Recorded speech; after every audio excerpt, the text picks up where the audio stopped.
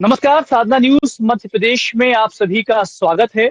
आप देख रहे हैं हमारा विधायक कैसा हो। मैं हूं पंकज दीक्षित और इस वक्त विधायक की अगर हम बात करें, वर्तमान विधायक हो या पूर्व विधायक हो या वो व्यक्ति जो इस फील्ड में आना चाहते हैं, राजनीति में आना चाहते हैं, विधायक के तौर पर अपना भाग्य आजमाना चाहते हैं, उन सबके लिए चूंकि बहुत महत्वपूर्ण समय है, 4 महीने बाद चुनाव होना है। प्रदेश के लिए भी बहुत महत्वपूर्ण है ये विषय कि हमारा विधायक कैसा हो। आम जनता भी इस मन चिंतन में है कि हमारा विधायक कैसा हो। इस पर लगातार बातचीत हो रही है और जरूरी भी है कि इस पर बातचीत हो। इस वक्त टीकमगढ़ के पूर्व विधायक हमारे साथ में मौजूद हैं। यादवेंद्र सिंह जी, आप कांग्रेस में मंत्री भी रहे हैं। बहुत स्वागत करते हैं यादवेंद्र जी।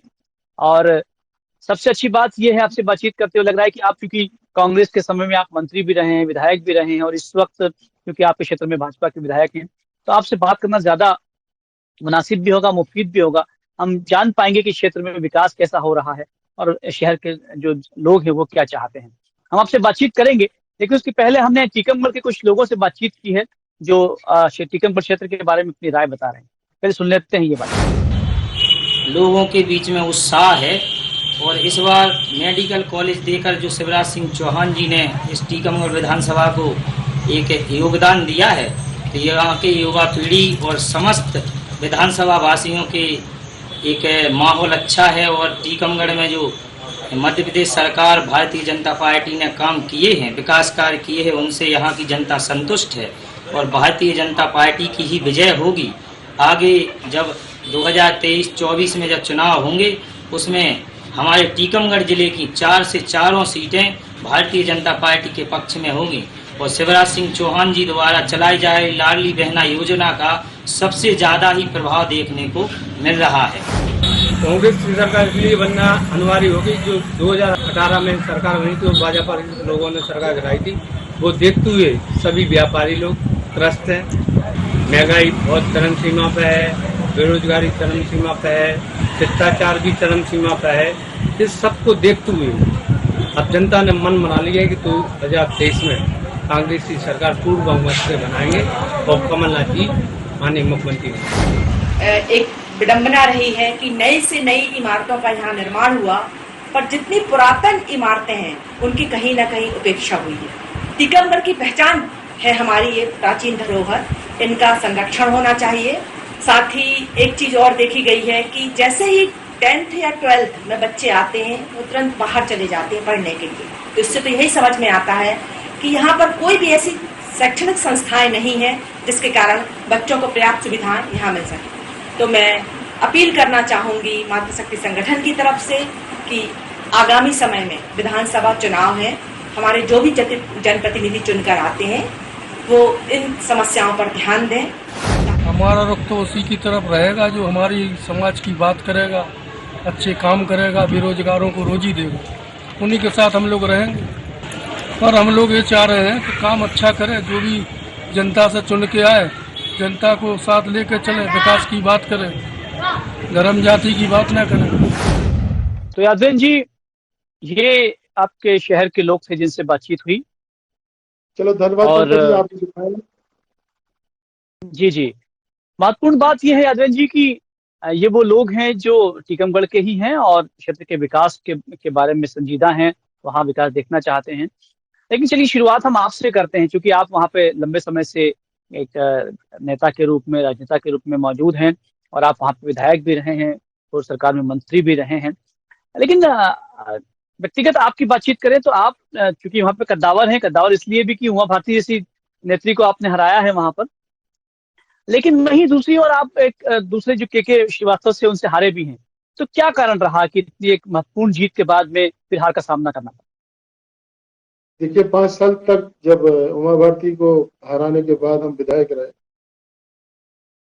तो जिस दुर्भावना से भारतीय जनता पार्टी की सरकार ने काम किया, यहाँ पे कोई विकास कार्य होने नहीं दिए। अगर हम कहीं से मंजूर करा के लाए भी, उन्हें रोकने का प्रयास किया गया। जैसे सबसे बड़ी बात यह थी कि बुंदेलखंड पैकेज की जो राशि राहुल गांधी जी की मेहरबानी से इस पूरे बुंदेलखंड को मिली हुई थी, उस राशि का इस कदर दुरुपयोग हुआ, इस तरीके से भ्रष्टाचार की भेंट चढ़ गया कि उसका लाभ सीधे जनता को नहीं मिल पाया। और ये बहुत बड़ा अचीवमेंट था। 35,000 करोड़ रुपए जो है केवल बुंदेलखंड के विकास के लिए मिल जाना, ये कम बड़ी मदद नहीं थी। लेकिन जिस तरीके से मध्य प्रदेश की सरकार ने उसको खुर्द-बुर्द किया है, जिस तरीके से अच्छे कामों के ऊपर खर्च नहीं हुआ है, उससे जो है माहौल बिगड़ा और उसका असर हम सभी लोगों के ऊपर पड़ा। जो सरकार के करने के काम थे यादव जी, वो भी जो है जी जी जी, अच्छी बात आप कर जी रहे हैं। लेकिन सवाल जी यहाँ पर उठता है यादव जी कि आज जैसे आप आरोप लगा रहे हैं और आप जो बात कह रहे हैं कि सरकार जो है भाजपा की सरकार जो है वो काम नहीं होने देती है, नहीं होने दिया।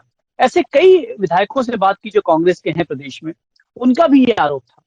सवाल ये उठता है कि जब इस तरह से आपके विरुद्ध काम हो रहा था, तो क्यों नहीं सब ने इकट्ठे होकर इसका पुरजोर विरोध किया, राजधानी में जाकर आप कोई आंदोलन कराते? प्रदेश में ऐसी कोई गूंज सुनाई नहीं दी सामूहिक रूप से कि आप जो है बता रहे हो सब लोग मिलकर कि आपका काम नहीं होने दिया जा रहा है? जितने प्लेटफॉर्म होते हैं प्रजातंत्र में, उन सारे प्लेटफॉर्म के ऊपर हमने समय समय पे आवाज उठाई, चाहे वो विधानसभा के अंदर हो, जी चाहे विधानसभा के जी बाहर हो। ये समझ लीजिए कि ये 10 साल के अंदर जब से भारतीय जनता पार्टी थोड़ी ज्यादा पावर में आई है, उसके जी बाद से राजनीतिक क्षेत्र में काम करने वाले लोगों को बहुत आसानी नहीं रहेगी। जो विरोधी दल के लोग होते हैं उन्हें किल करने का प्रयास होता है, उन्हें बिल्कुल समूल नष्ट करने का प्रयास होता है, उनकी अच्छी बात भी नहीं सुनी जाती है। इसके परिणाम है कि विपक्ष को किसी न किसी तरीके से दबाओ, उनकी बात नहीं सुनो और उनकी काम नहीं करो। जी उसका परिणाम ये रघुवीर रहा जी, है क्या कि जी बोलिए, जी बोलिए। उसका परिणाम ये रहा है कि बहुत सारे विधायक जो सिटिंग एमएलए थे, वो सिटिंग एमएलए हार गए और नए लोग जीत गए। नए लोग जीत गए, इसका ये कारण था कि कांग्रेस धरातल में तो है, कांग्रेस जनता के पास तो है, लेकिन जो सिटिंग विधायक होते हैं उनके खिलाफ ये लोग काम करते हैं, एक प्लान वे में काम करते हैं और उन्हें हराने का प्रयास करते हैं। जी, चलिए, आप जब विधायक रहे थे तो कोई ऐसे महत्वपूर्ण काम आप बता पाए जो आम जनता के बीच में हुए हों और क्षेत्र के विकास के लिए हुए हों? देखिए, हमारे हमारे पीरियड में बहुत काम हुआ है। हमारे पीरियड में देखो, एक तो सबसे बड़ी बात यह है कि राजीव गांधी शिक्षा मिशन जब पूरे देश में लागू हुआ, अर्जुन सिंह जी उस समय मानव संसाधन विकास मंत्री, उसके पहले यहाँ पे गांव गांव में स्कूल नहीं थे। लेकिन राजीव गांधी शिक्षा मिशन आने के बाद हर 300 आबादी के गांव में जो है स्कूल बन गए, बिल्डिंग बन गई और वहां के बच्चे पढ़ने के लिए जाने लगे। नवोदय विद्यालय आ गया, कलेक्ट्रेट की बिल्डिंग बन गई, अदालत की बिल्डिंग बन गई, पोस्ट ऑफिस की बिल्डिंग बन गई। उस समय जो चीजें बहुत जरूरी थी, खासकर एजुकेशन के मामले में, लॉ कॉलेज बन गया, पीजी कॉलेज में बहुत सारे विषय आ गए, पीजी कॉलेज की बिल्डिंग बन गई। तो ऐसा नहीं है कि कोई काम ही नहीं हुआ है। काम जो वास्तव में जिन कामों की जरूरत थी, एजुकेशन से जुड़े कामों की जरूरत थी, जी आवागमन के साधन की जरूरत थी, वो सारे साधन उसी समय जुटे और उस समय काम हुए। जी, इस वक्त जबकि भाजपा के विधायक हैं वहां पर, क्या लगता है ऐसे कौन सी चीजें हुई हैं जो भाजपा को अब टीकमगढ़ में जो है वो हाशिए पर ले जाएगी? क्या कोई देखिए, समस्याएं हुई हैं वहां? भ्रष्टाचार के मामले में जो हमारी पार्टी का एक वो है कि कर्नाटक में तो 40% भ्रष्टाचार था, यहाँ तो 60% भ्रष्टाचार। यहाँ पर तो कोई काम बिना पैसे के हो ही नहीं रहा है, हर काम में दलाली हो रही है। अगर अगर रेत का काम कोई कर रहा है तो वो एक आदमी कर रहा है, अगर जो है मुरम का काम कर रहा है तो वो एक आदमी कर रहा है, अगर यहाँ पे कोई बिल्डर का काम कर रहा है तो केवल एक ही आदमी कर रहा है, दूसरे आदमी काम ही नहीं कर पा रहा है। जिनके पास जो छोटे छोटे जैसे जो ट्रैक्टरों के द्वारा मुरम ढोने का काम करते हैं, उनके सबके ट्रैक्टर बंद करा दिए। अगर कोई चलाता है तो उसके ऊपर, आज अपने खेत के ऊपर मिट्टी से अगर थोड़ा बहुत काम कोई करना चाहे तो वो भी करना दुश्वार है। अगर कहीं पर मर्डर हो रहा हो तो पुलिस नहीं पहुंचेगी, लेकिन अगर रेत का ट्रैक्टर होगा तो पुलिस बहुत से पहुंच जाएगी, वहां पे गिरफ्तारी कर लेगी, जी पकड़ लेगी, क्योंकि उसमें राजनेताओं की हिस्सेदारी है और राजनेता की हिस्सेदारी के बिना यहाँ पे कोई काम नहीं हो रहा। जी अगर सोशल मीडिया के ऊपर भी यादव कोई जी, बात हम लोग, ठीक ठीक जी अगर सोशल मीडिया के ऊपर भी कोई बात करना चाहता है तो उसके खिलाफ पुलिस कार्रवाई करने के लिए तैयार हो जाती है कि आपने ऐसा क्यों लिखा, वैसा क्यों लिखा। आज तक के इतिहास में प्रजातंत्र के जो चौथा स्तंभ होता है, इसके ऊपर कभी रोक लगाने की बात नहीं। लेकिन उसको भी रोकने का प्रयास होता है। क्या आप ये कहना चाह रहे हैं यादवेंद्र जी कि कांग्रेस के जो लोग हैं वो बेबस हैं मध्य प्रदेश में, वो कुछ नहीं कर पा रहे हैं? बेबस तो नहीं है, बेबस तो नहीं है, लेकिन किसी से लड़ भी नहीं सकते। अपनी बात जो है आंदोलन के माध्यम से, सत्याग्रह के माध्यम से, अधिकारियों से पर्सनल मिलकर कराने की कोशिश करते हैं, लेकिन उसका परिणाम नहीं निकलता है।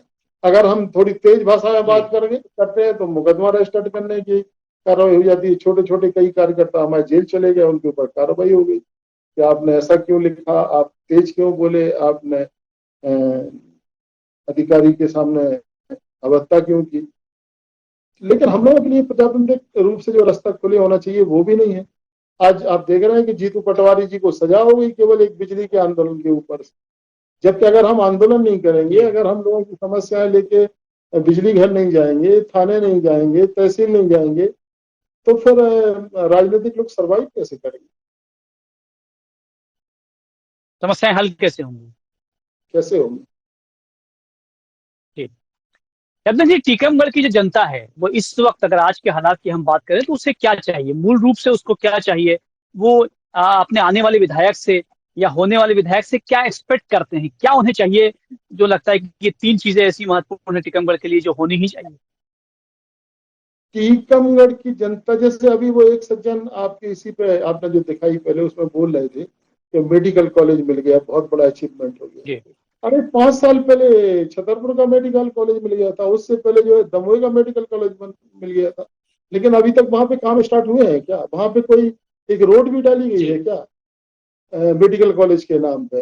अगर ऐसा मेडिकल कॉलेज बनना है कि आज घोषणा हो गई चुनाव की वजह से, अब उसके बाद फिर 5-10 साल तक कोई खबर नहीं ले, तो इससे जो है जनता का क्या भला होने वाला है? जनता को इससे कोई लाभ थोड़ी होना है। मैं तो ये कहता कि घोषणा के साथ ही उसकी टेंडर की प्रक्रिया शुरू हो जाए, और हमसे पहले छतरपुर वालों की हो जाए, उससे पहले दमोह वालों की हो जाए।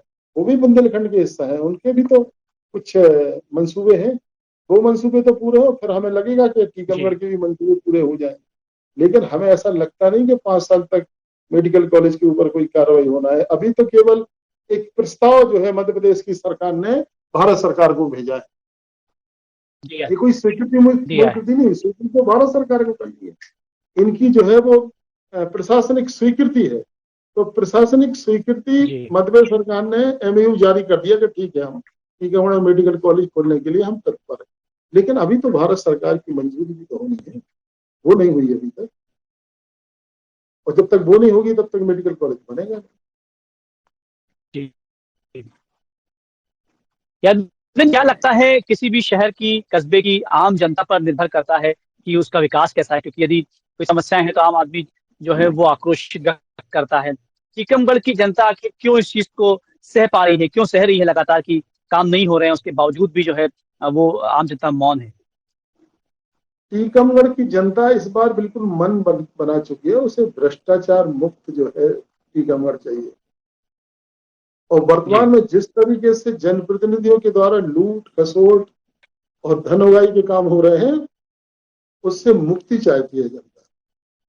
आपने देखा होगा कि अभी कुछ दिन पहले पेपर में निकला था, शायद आपकी न्यूज में भी आया था, कि टीकमगढ़ में जो है करीब 15 एकड़ के ऊपर एक कॉलोनी बनाई जा रही है। ना टाउन एंड कंट्री प्लानिंग की स्वीकृति है, ना जो है रेरा की स्वीकृति है, ना नगर पालिका की स्वीकृति है, ना कहीं की स्वीकृति है, और तालाब की जमीन पर धड़ल्ले से प्लाटिंग हो रही है। और अगर कोई छोटा 1 एकड़ जमीन भी बेचने का प्रयास करता है अपनी लड़की की शादी के लिए या अपने परिवार के किसी फंक्शन के लिए, तो उसके ऊपर तत्काल कार्रवाई हो जाती है, तहसीलदार पहुंच जाते हैं, एसडीएम पहुंच जाते हैं, कलेक्टर का नोटिस जारी हो जाता है। लेकिन यहाँ 15 एकड़ के ऊपर 20 शहर में जो है कार्रवाई हो रही है, उसके ऊपर कोई सुनवाई नहीं। ऐसे कितने उदाहरण हैं। अगर आप कभी आमने सामने बैठ के बात करेंगे, अगर आप पहले से हमें बता देते कि हम इस तरीके से तैयारी से आएंगे, तो हम आते तैयारी से, वो आपके सामने रखते हैं वो सारे भ्रष्टाचार के मुद्दे जो 5 साल के अंदर। कोई देखिए, क्योंकि एक विधायक से जब बातचीत की जाती है तो वहीं की क्षेत्र की समस्याओं पर बातचीत हो रही है, कोई बहुत सामान्य सी बातचीत है। लेकिन यादव जी, अब अगर हम बात करें तो प्रदेश में क्या लगता है आपको? कर्नाटक की जीत के बाद में आप सभी उत्साहित हैं, कांग्रेस के कार्यकर्ताओं में उत्साह है, अधिकारियों में उत्साह है, नेताओं में उत्साह है। क्या चीजें ऐसी हैं जो मध्य प्रदेश में कांग्रेस इस दम भर पा रही है कि वो फिर से सत्ता में आ जाएगी? ऐसी कौन सी चीजें महत्वपूर्ण है जो आपको लगता है कि आम जनता को आप सीधे समझा पाए? देखिए, कमलनाथ जी के नेतृत्व में कांग्रेस एक संगठित दल के रूप में काम कर रही है और समय समय पे उन्हें निर्देश दिए हैं। हमारे मंडलम सेक्टर, हमारे बूथ लेवल के कार्यकर्ता, हमारे ब्लॉक लेवल के कार्यकर्ता, उन सबको कमलनाथ जी आज से 6 महीने पहले ही दुरुस्त कर चुके हैं और उन सब की बाकायदा समीक्षा बैठकें चल रही हैं। समीक्षा बैठकों के बाद समय समय पे जो भी काम आते हैं, अभी जैसे लाडली बहना इनकी योजना थी, उसके बाद कमलनाथ जी ने नारी सम्मान की बात करी। नारी सम्मान में उन्होंने 1500 रुपए देने की बात।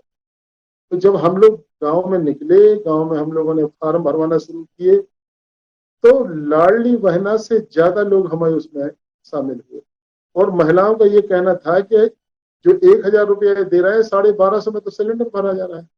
हम सिलेंडर भरा है कि 1000 रुपये में और 250 रुपये और लग जा रहा है, तब हमारा सिलेंडर भरना है।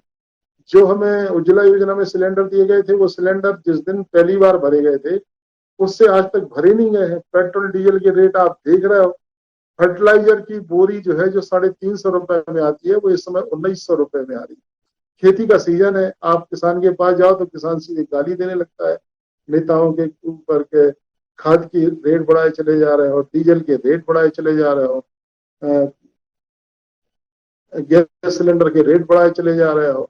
5 किलो जो है वो गेहूं देने की बात कर रहे हैं कि हम 5 किलो गेहूं प्रति यूनिट, मतलब एक व्यक्ति को 1 यूनिट पे 5 किलो गेहूं देते हैं। जी। अगर आप इसका पर डे के हिसाब से हिसाब लगा लो तो 16 ग्राम प्रतिदिन पड़ता है एक व्यक्ति के। 16 ग्राम क्या किसी एक व्यक्ति के पेट भरने के लिए पर्याप्त है क्या? आप बताएं दीक्षित जी, आप बताएं क्या पर्याप्त? मैं समझता हूं कि इस तरीके से जनता के साथ मजाक किया जा रहा है और जनता इस बात को अच्छे तरीके से समझ रही है कि जो कोटेदार हैं, जो राशन बांटने का काम कर रहे हैं, वो जो है अरबपति होते चले जा रहे हैं। उनकी एक बिल्डिंग की जगह 2 बिल्डिंग बनती चली जा रही है और गरीब को 5 किलो गेहूं में संतुष्ट है। ये सब दिखाई दे रहा है सबको, भ्रष्टाचार। अभी हमारे ओरछा में बहुत बहुप्रतीक्षित जो है पुल का निर्माण हुआ। अभी पहली बारिश आई, उसमें दरारें आ गई। तो मैं तो समझता था कि जो ये पुल गिर रहे हैं, कहीं कलकत्ता में गिरे हैं, कहीं गुजरात में गिरे हैं, कहीं कहीं गिरे हैं, तो हमारे मध्य प्रदेश में भी ऐसा शुरू ना हो जाए। तो हमें तो लगता है कि ओरछा से उसकी शुरुआत हो गई है।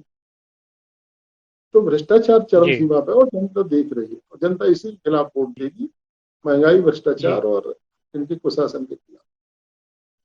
लेकिन भाजपा, जो आप कह रहे हैं, भाजपा एक लाडली बहना योजना तो है ही सही, किसानों का एक जो कर्ज है उस पर भी किसानों के पास पैसा पहुंच गया है और जो कर्मचारी हैं उन्हें भी वेतनमान का फायदा मिल रहा है। तो भाजपा लगातार काम तो कर रही है। आपको लगता है कि इसका प्रभाव भाजपा पर सकारात्मक होगा? वेतनमान की बात नहीं कर रहे हैं कर्मचारी। कर्मचारी तो कर रहे हैं पुरानी पेंशन बहाल करो। पुरानी पेंशन बहाल नहीं करोगे आप, वेतनमान बढ़ा के, इंक्रीमेंट लगा के थोड़ी बहुत तनख्वाह बढ़ा भी दोगे, लेकिन उससे जो है जो पेंशन की मांग है वो खत्म नहीं हो रही है। पेंशन की मांग बराबर हो रही है।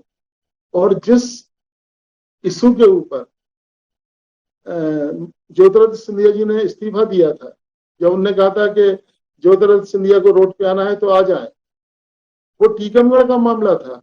आज भी बेचारे वो संविदा शिक्षक जो है वो रोड पे ही है, उनके ऊपर कोई नहीं आया रोड के ऊपर। सब अपने अपने हितों के लिए जो है लड़ाई लड़ रहे हैं, बाकी उनकी किसी ने समस्या नहीं सुनी। आज कांग्रेस ने उन्हें आश्वासन दिया है कि हम आपकी समस्या सुनेंगे, आपको रेगुलर करेंगे और आपके हितों के संरक्षण करेंगे। तो ऐसे कितने उदाहरण हैं जिनमें हम आपसे बात करें कि इनने जो है ऐसे लोगों के साथ, कर्मचारियों के साथ जो है धोखा किया, इसके अलावा कुछ। यादव जी, यदि आप एक जो है फिर से विधायक की दौड़ में आते हैं, आपको टिकट मिलता है और आप विधायक बनते हैं, तो क्या क्या ब्लूप्रिंट है? टीकमगढ़ की जनता सुनना भी चाहती है, इस वक्त प्रोग्राम जो देख भी रही होगी, क्या टीकमगढ़ जनता के लिए आप करने वाले हैं? देखिए, टीकमगढ़ में बेसिक बात यह है कि कानून व्यवस्था की स्थिति ठीक हो, आवागमन के साधन अच्छे हो, स्वास्थ्य की सुविधाएं हो। बाकी यहाँ पे मैं समझता हूँ कि जो काम पिछले दिनों कांग्रेस की सरकार ने करे, चाहे कॉलेज के मामले में हो, चाहे लॉ कॉलेज के मामले में हो, चाहे गर्ल्स कॉलेज के मामले में हो, चाहे हायर सेकेंडरी स्कूलों की संख्या हो, हर 5 किलोमीटर के ऊपर हायर सेकेंडरी स्कूल है टीकमगढ़ जिले। हर जो है 3 किलोमीटर के ऊपर माध्यमिक शाला है। हर गांव में जो है, इनके समय में 300-350 स्कूल बंद कर दिए गए। वहां पे जो टीचर थे उन्हें हटा दिया गया, उन्हें घर बैठा दिया गया, जबकि कांग्रेस ने ये सब खोले थे। तो हमारा उद्देश्य ये है कि आवागमन के साधन बेहतर हो, मेडिकल की सुविधा हो और रोजगार के अवसर ज्यादा हो। उसके लिए जो है प्रयास करने की आवश्यकता है टीकमगढ़ में। टीकमगढ़ जिला जो है एक अच्छे उद्योग की जो है आकांक्षा रखता है कि एक अच्छा उद्योग यहाँ पे आए जिसमें बेरोजगारों को रोजगार मिल सके, काम मिल सके और यहाँ का भी विकास हो सके, क्योंकि हम अलग पड़ गए। टीकमगढ़ जिला जो है मेन रोड से अलग पड़ गया है। अगर झांसी जाओ तो मऊरानीपुर और नौगांव से रास्ता मुड़ जाता है। अगर आप छतरपुर के रास्ते से जाओ और आपको भोपाल जाना है तो वो सागर का रास्ता अलग है। टीकमगढ़ जो है एक कोने में पड़ जाता है। और टीकमगढ़ को अगर हमें विकास की स्पीड में देखना है तो यहाँ पे आवागमन के साधन और इंडस्ट्रीज की आवश्यकता है, जो यहाँ की जनता की मांग। रतन जी, आपसे बातचीत हुई और बातचीत करते ये महसूस हुआ कि टीकमगढ़ को निश्चित रूप से विकास की आवश्यकता है। विकास की रास्ता जो है अब टीकमगढ़ के लोग देख रहे हैं। बहरहाल वो रास्ता सुलभ हो, रास्ता आगे बढ़े, इस शुभकामनाओं के साथ में आप देखते रहिए साधना न्यूज मध्य प्रदेश। नमस्कार। धन्यवाद।